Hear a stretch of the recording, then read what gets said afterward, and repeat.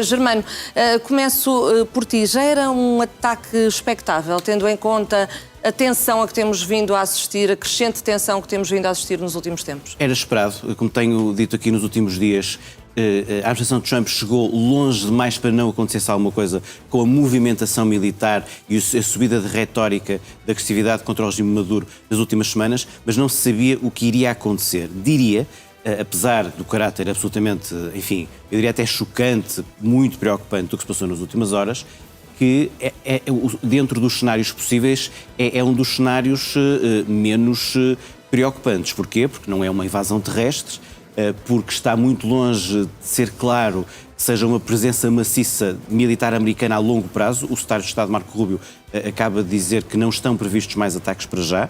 Sabemos, no entanto, Vânia, que nestas coisas sabe-se como se começa, não se sabe como é que acaba. Há aqui várias dúvidas e há algumas certezas. Vou começar pelas certezas. A certeza é que a administração de Trump não avisou o Senado, que tem bastante importância na decisão do que é que os Estados Unidos devem fazer. Sim, mas isto não é uma guerra. É importante explicarmos já isto. Isto não é uma declaração de guerra, não é uma invasão, não tem nada a ver com a invasão russa da Ucrânia, que é uma invasão territorial. Não, os Estados Unidos não invadiram a Venezuela. Fizeram, aparentemente, uma captura de um presidente em exercício, que é uma coisa de grande gravidade, cujo contorno ainda não sabemos, aparentemente para mudança de regime, mas também isso não sabemos. Ou seja, não sabemos se disto vai sair a passagem do poder de Maduro para a vice-presidente Delcy Rodrigues, que continua na Venezuela e aparentemente não teve nenhuma, enfim, não foi alvo dos americanos. Não sabemos se vai haver uma reação dos militares e aí não devemos olhar para a vice-presidente Delcy Rodrigues, mas para o ministro da Defesa Vladimir Padrino, que já apelou à resistência ativa, etc. Mas há aqui um outro ponto que eu acho importante dizer neste momento, Vânia, dentro da grande incerteza do que está a passar na Venezuela. Os apelos, que não foram de todos no regime, foram só de alguns, para que a população se revolte e defenda com armas, não estão a verificar-se. As pessoas não foram para a rua e isso é um bom sinal. Dúvidas. Os americanos fizeram isso articulados com quem? Com outras forças na região, com a oposição democrática na Venezuela. Há uma articulação entre a oposição democrática. Eu recordo, em dezembro de 2024, Edmundo González Urrutia ganhou largamente as eleições e houve uma chapelada de todo o tamanho. A líder do movimento Edmundo González, Prémio Nobel da Paz Maria Corina Machado, entre um e outro poderiam ser, enfim, uma solução promovida pelos americanos para a passagem de poder, mas é preciso dizer que pelo meio há um regime que não caiu, mesmo que Maduro não sobreviva. Também não sabemos que grau há neste momento de negociação entre Maduro e os americanos. Maduro foi detido, mas com que legitimidade os americanos o possam julgar, como alguns senadores republicanos estão a defender nos Estados Unidos. E, portanto, muitas dúvidas. E para terminar, a Rússia. Sabemos, no âmbito, por exemplo, da questão da Ucrânia e das negociações da Ucrânia, que há uma proximidade, vamos dizer, neste momento, entre a administração de Trump e a presidência Putin. A Rússia já veio dizer que condena, obviamente, isto. A Rússia é o grande apoiante internacional do regime Maduro, um pouco também a China e o Irão. O Irão está enfraquecido, não creio que vai contar muito aqui, e a China, para já, ainda não disse nada. A Rússia parece-me fundamental. Vai encontrar ali uma situação ou não.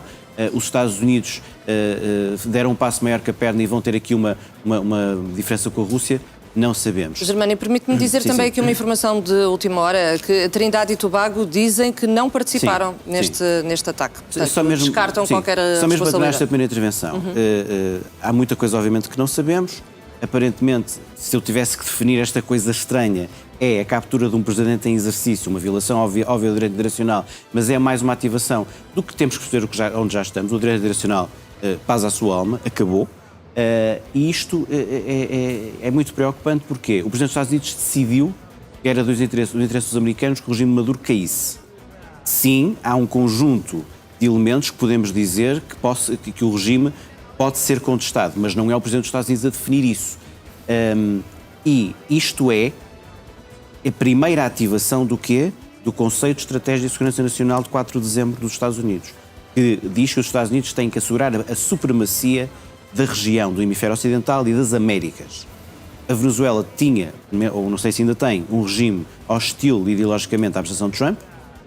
E tem, depois, aqueles argumentos de ser uma passagem de narcotráfico, a questão do petróleo, a questão das empresas, esse tipo, tudo isso. E, portanto, isto é uma ativação desse conceito de estratégia de segurança nacional.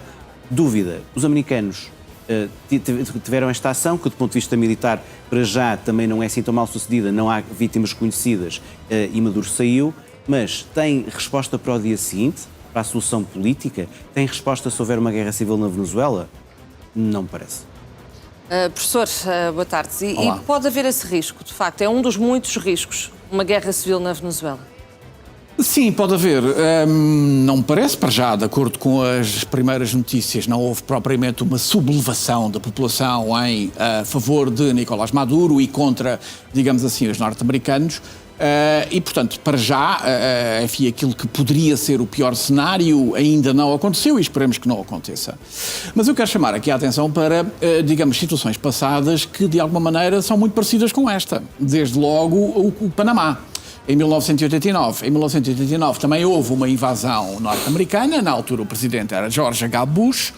Os motivos foram basicamente os mesmos, ou seja, Manuel Noriega, o então presidente do Panamá, também estava a ser considerado ilegítimo porque tinha fraudulentamente ganho as eleições no Panamá, também era considerado e tinha mandados de captura por narcotráfico e por ligações ao narcotráfico com drogas, que na altura era cocaína, que vinha da Colômbia, em direção aos Estados Unidos da América. O que é que aconteceu? Em dezembro de 1989, o presidente George H. Bush, também sem autorização do Senado, portanto isto não é propriamente uma novidade, avança e aí com tropas no terreno vai depor o presidente panamiano, que não é logo capturado, é capturado algum tempo depois. Ele primeiro procura, digamos, auxílio e refúgio na legação da Santa Sé na cidade do Panamá, é capturado, digo eu, é extraditado, é enviado para os Estados Unidos da América, condenado na sequência de um julgamento por tráfico de droga e ligação a cartéis de tráfico de droga a 40 anos de prisão. Será isso que vai acontecer agora a Nicolás Maduro? Vamos ver. Mas já há um precedente, como eu acabei de dizer, exatamente com estes contornos que acabei de referir. E, portanto, primeiro ponto, não é propriamente uma novidade que o direito internacional esteja a ser violado. Ele é sistematicamente violado e poderia dar aqui mais não sei quantos exemplos de intervenções americanas, digamos, nesta região. Olha outra, em 1983, Ronald Reagan também invadiu Granada e, portanto, também há revelia do Congresso. Não me parece que depois houvesse grandes consequências relativamente a isso. Portanto, intervenções americanas na América Latina, enfim, há desde o século XIX e permanentemente. Umas diretas, como esta, outras indiretas, olha o caso do Chile, por exemplo, e outras mais conhecidas, e, portanto, digamos que não é propriamente uma novidade. Aquilo que é agora novidade é o facto de ter sido uma intervenção levada a cabo por forças especiais, forças Delta, eventualmente, que conseguiram raptar, é este o termo, raptar um chefe de Estado em exercício e levá-lo, digamos, ao abrigo do mandado de captura, supostamente, por ligações a tráfico de droga, levá-lo para os Estados Unidos, onde eventualmente irá ser julgado e depois vamos ver o que lhe irá acontecer. Mas é legítimo? Donald Trump tem esse poder? Bom, poder tem, tanto que o fez. Agora, se é legítimo, não é. Claro que não é. Se me pergunta se é legítimo à luz do direito internacional, eu digo-lhe já perentoriamente que não é, sob qualquer ponto de vista. Mas o que é facto é que, enfim, eu não quero estar a utilizar aqui aqueles velhos aforismos realistas que normalmente dizem que manda quem pode, obedece quem deve. E basicamente é esta a situação.